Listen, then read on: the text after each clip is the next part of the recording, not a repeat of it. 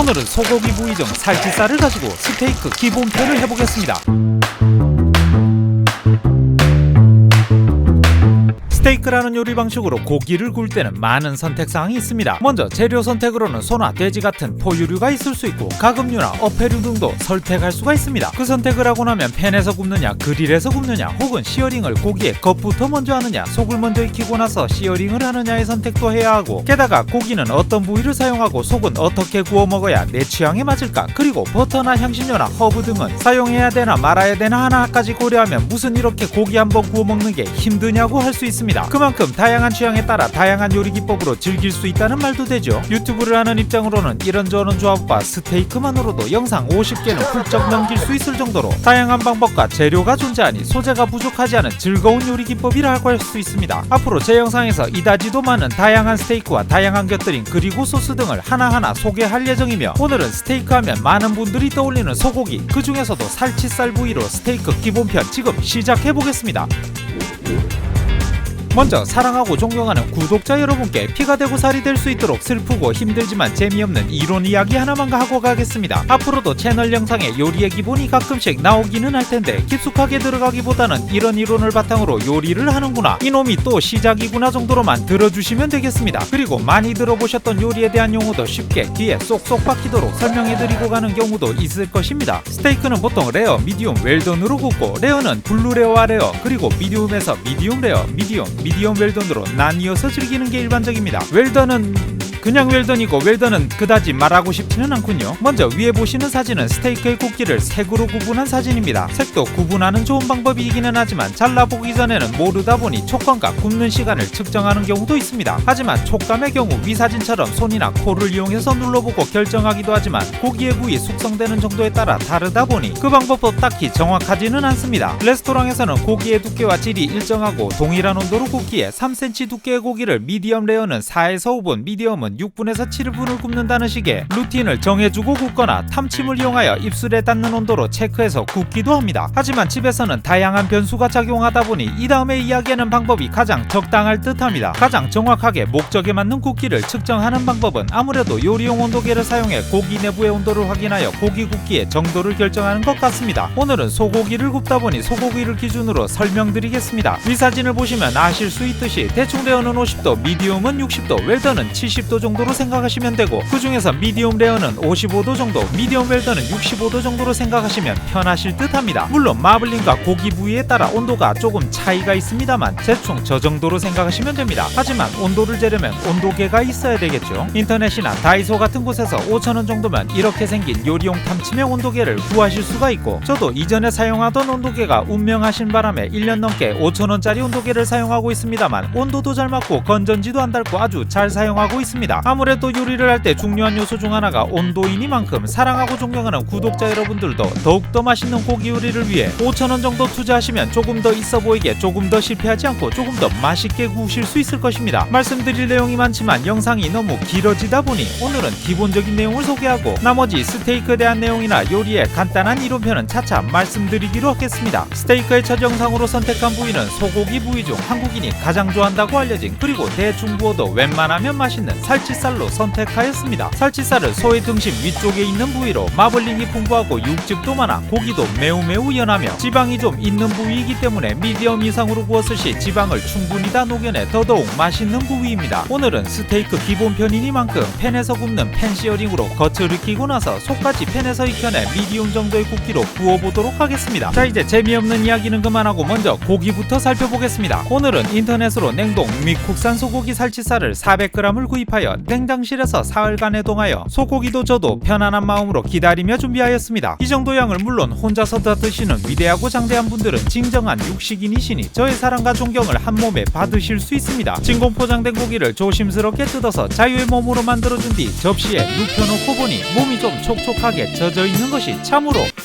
냉동고기라도 탄력은 상당히 괜춘한 것을 알 수 있습니다. 이 정도면 고기가 비교적 몸고생 마음고생은 하지 않은 듯합니다. 고기를 돌려 옆면을 보게 되면 고기의 양쪽 끝 두께가 일정하지 않고 조금 더 얇은 것을 알 수 있습니다. 이렇게 중앙부와 양쪽 끝의 두께가 다른 채로 구워내게 되면 고기가 균일하지 않게 익어버리는 상황이 발생합니다. 그래서 이쪽 부분을 잘라내 정형해 주어 성형수술 아니 정형수술을 해주겠습니다. 이렇게 잘라낸 고기 꼬다리는 소고기 묵국이나 미역국을 끓여 드시거나 그것도 싫으시다면 귀마개로 사용하셔도 괜찮을 것 같습니다. 정형된 고기는 허락도 받지 않고 수술을 하여 삐져 있을 수 있으니 토닥토닥 해준 다음 두께를 살펴보니 3.5cm 정도가 되는 것을 알 수 있습니다. 이 정도 두께라면 레스팅을 5분 이상 해주시는 것이 좋겠죠. 이제 고기 밑간도 해야 되니 몇 가지 짚고 넘어가도록 하겠습니다. 일반적으로 스테이크를 굽기 전에 고기를 냉장고에서 1시간 정도 미리 꺼내 놓아라 아니다 큰 의미는 없다 등 여러가지 이야기가 있지만 매장에서는 주방 온도가 약 40도 정도까지 올라가니 1시간 전에 냉장고에서 미리 고기를 꺼내 놓으면 고기 내부 온도가 실제로도 많이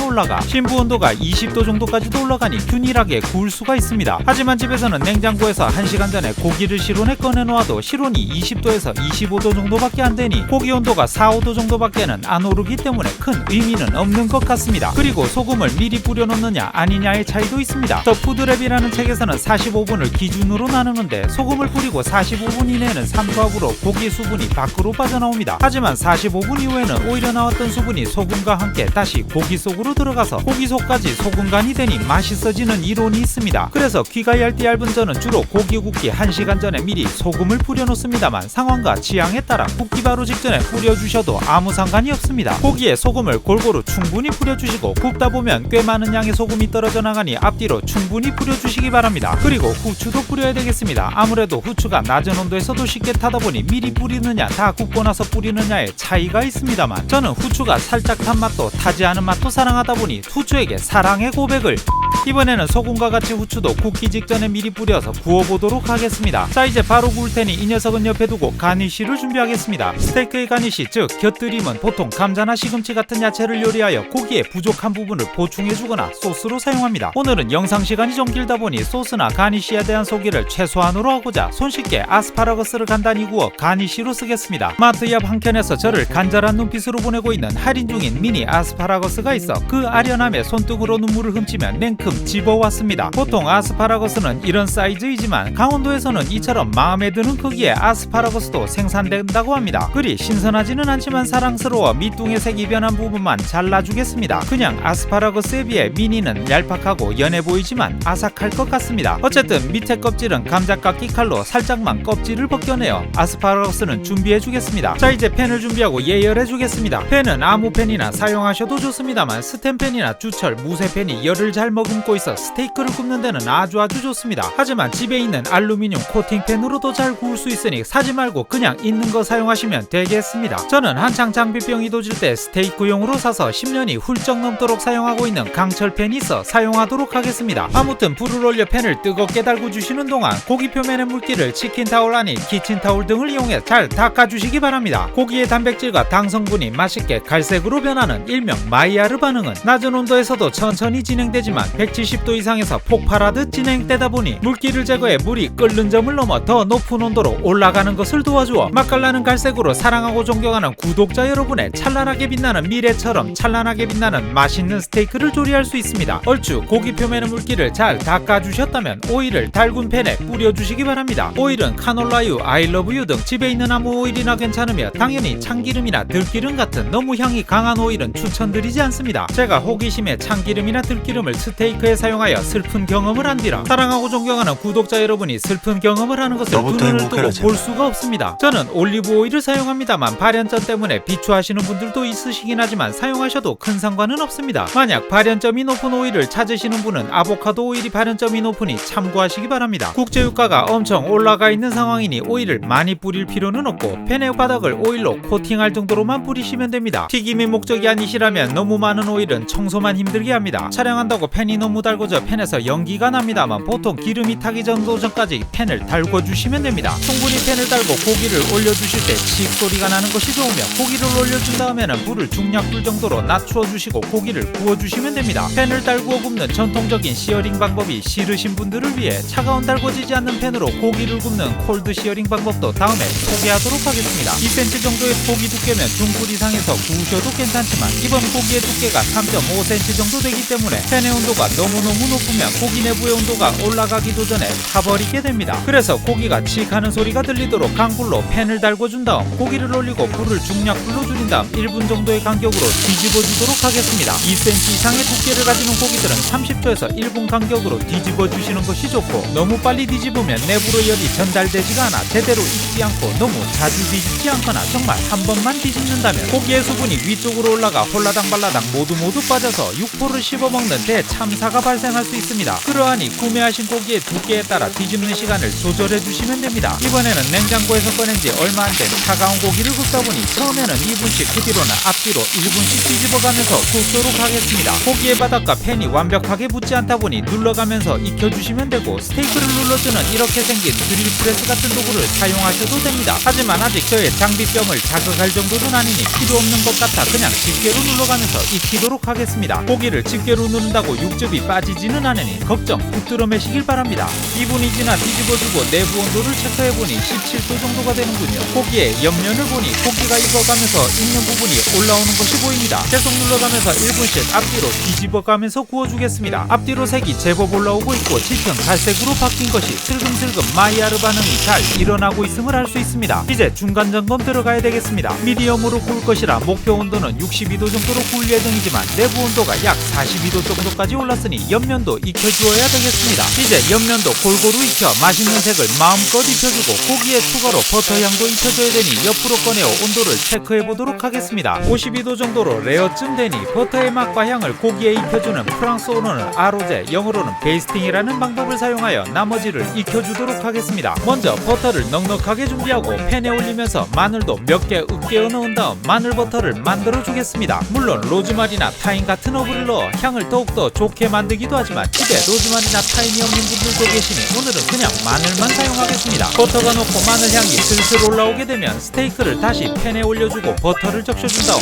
팬을 기울여 숟가락을 이용해 녹은 버터를 약 1분 정도 고기의 앞뒤로 끼얹어 주도록 하겠습니다. 이렇게 고기에 버터 향과 여러가지 향을 입혀주는 기법이 바로 아로제입니다. 스테이크를 굽는 도중에 버터와 허브 등을 넣어주셔도 되지만 많이 구워보신 분이 아니시라면 굽기의 정도를 맞추기가 힘들 수도 있으니 잠시 고기를 팬에서 내려놓고 버터를 녹인 다음 아로제를 해주셔도 됩니다. 얼추 내부 온도가 58도 정도가 되었으니 레스팅하고 마무리하도록 하겠습니다. 고기를 이런 트레이나 접시에 담아주고 온도가 너무 급하게 떨어지지 않게 호일이나 뚜껑을 덮어 7분간 상온에서 레스팅하도록 하겠습니다. 말 그대로 고기를 쉴 수 있도록 내버려두는 레스팅의 대략적인 개념은 고기가 구워지게 되면 고기 내부의 조직이 불안정해지는데 이때 고기를 자르게 되면 불안정한 조직이 수분을 가지고 있지 못하니 육즙이 흘러나오게 됩니다. 이렇게 고기에 뜸을 들여 고기 전체의 온도를 일정하게 맞추게 되고 더 이상의 열이나 충격을 가하지 않게 되면 고기 내부 조직이 다시 안정화가 되면서 고기를 잘라도 더 이상 육즙이 흘러나오지 않게 됩니다. 라고 대충 이렇게 생각하시면 됩니다. 스테이크의 육즙을 지키는 방법은 앞뒤로 고기를 강하게 굽는 것이 아니라 레스팅이라고 할 수 있겠죠. 고기를 레스팅할 동안 아까 준비했던 아스파라거스를 이 맛있는 기름에 구워줘 가니쉬를 만들겠습니다. 별로 특별할 것 없이 그냥 구워주시면 되고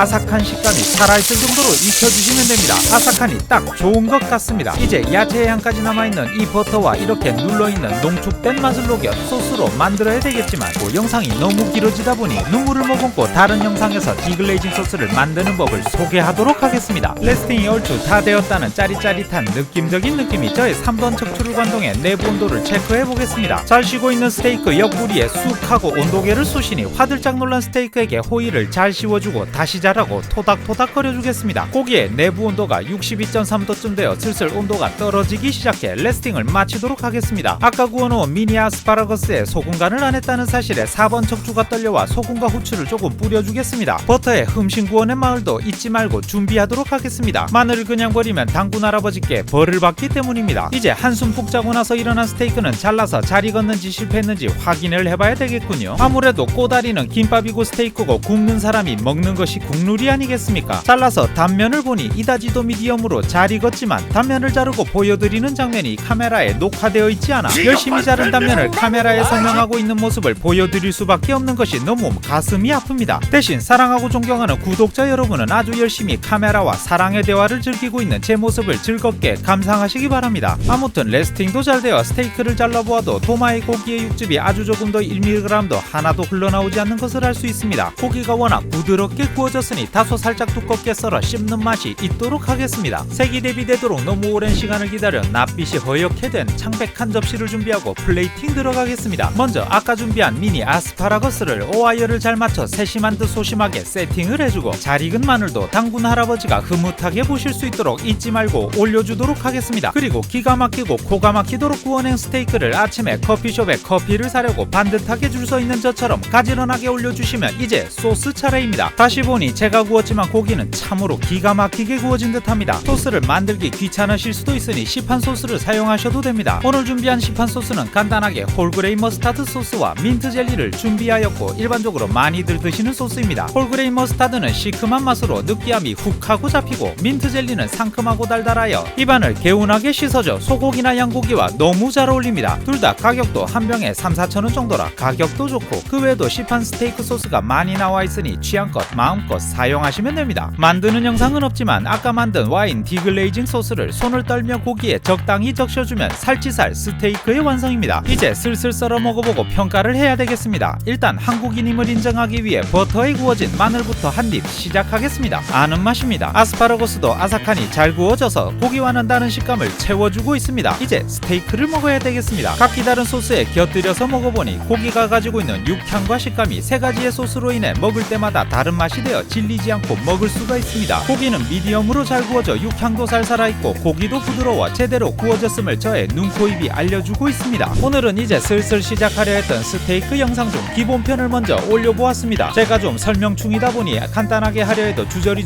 길어진 느낌이 있는 것 같습니다. 최대한 간단히 설명을 드리도록 노력했지만 조금 아쉽기는 합니다. 다음번 영상에서는 요리보다 더욱더 드립에 공을 들이도록 하겠습니다. 앞으로의 스테이크 레시피 소개 영상에서는 팬시어링 외에도 여러가지 다른 방법으로 스테이크를 굽는 법 그리고 소고기 외에도 여러 종류의 고기와 가니쉬나 소스 등 여러가지 스테이크 관련 레시피를 만들어 사랑하고 존경하는 구독자 여러분의 육식 라이프에 도움이 되도록 하겠습니다. 그럼 저는 다음 영상에서 남녀노소 심지어 외계인까지도 즐길 수 있는 맛깔나는 레시피로 다시 돌아오도록 하겠습니다. 시청해주셔서 감사합니다.